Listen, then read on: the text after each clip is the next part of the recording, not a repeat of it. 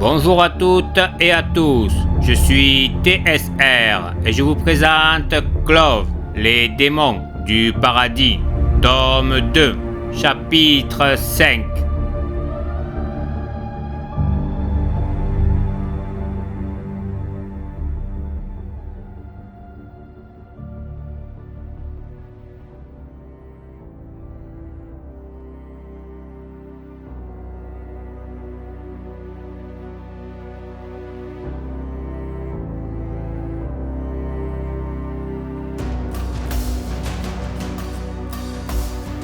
Dans le Sénat républicain de Méliard, les troupes en faction ne cessent de tourner dans les couloirs.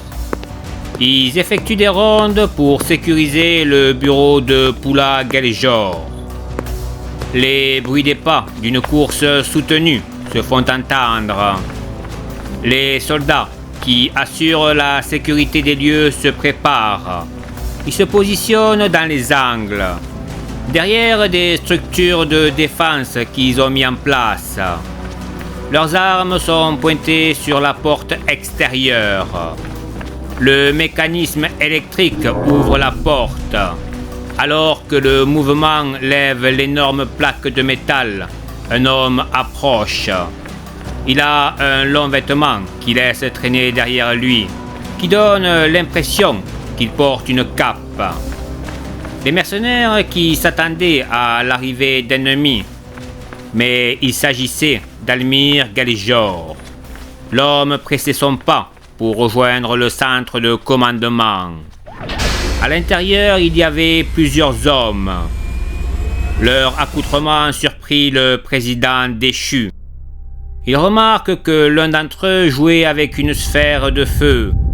C'était la garde rapprochée du dictateur suprême. C'étaient tous des soldats qui maîtrisaient l'énergie. Ils n'appartenaient pas à l'élite galactique. Pour la plupart, ils venaient de factions guerrières planétaires. Ils se sont lancés en tant que mercenaires, avides de pouvoir et d'argent. Ils ne sont liés à aucun parti politique. Poula, tu dois renoncer à attaquer Goulad. Salcor a fait appel à l'élite galactique. Ta révolution doit prendre fin, ou nous allons tout perdre. Le jeune dictateur écoutait son père que d'une oreille. Il s'était installé dans un fauteuil qui ressemblait bien plus à un trône, qu'il avait placé en hauteur pour dominer son assemblée. Il s'amusait à empoigner des perles dans un bol, puis les laissait retomber une à une. Ces perles étaient des capsules d'énergie pure, qui étaient utilisées sur les champs de bataille. Elles permettaient de recharger une partie de l'énergie, tout en plongeant le soldat dans une transe guerrière. Père, vous vous fourvoyez. Goulad m'appartient, et je mettrai à mort toute personne qui mettra en doute mon autorité. Le regard de l'homme envers son père devenait de plus en plus sombre. Je n'accepterai pas de traître au sein de mon empire. Vous devriez prendre congé dans vos appartements avant que je devienne bien moins tolérant envers vous.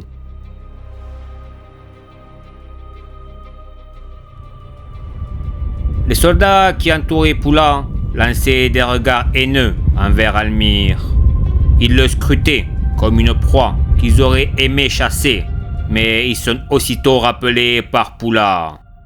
Ce dernier voulait en savoir plus sur les nouveaux arrivants. La simple idée d'imaginer des inconnus fouler le sol qui lui appartient le mettait dans des états de colère. Il leur donne des instructions de mission. Ne laissez personne en vie.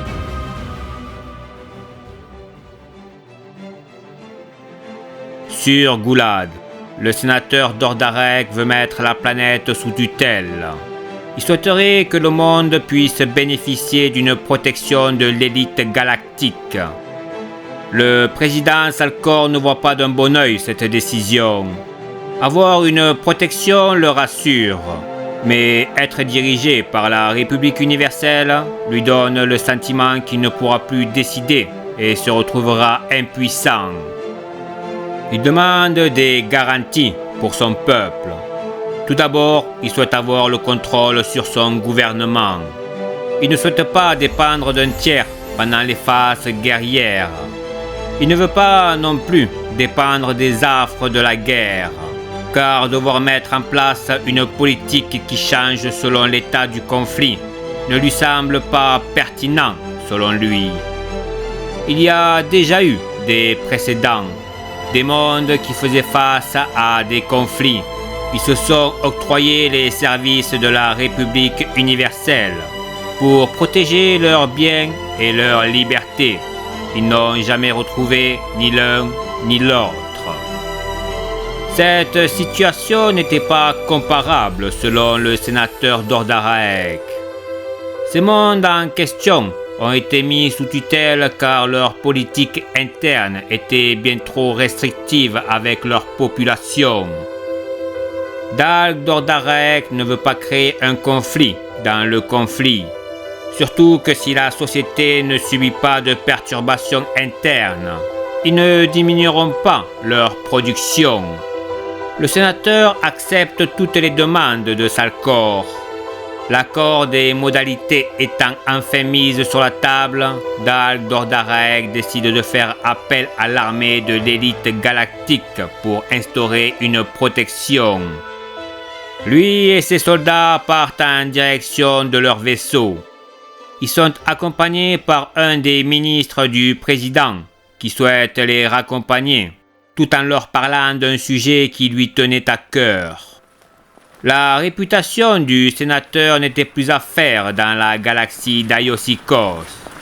Parmi tout ce qu'il représentait, c'était bel et bien la planète natale de D'Ordaraec qui était au centre des discussions.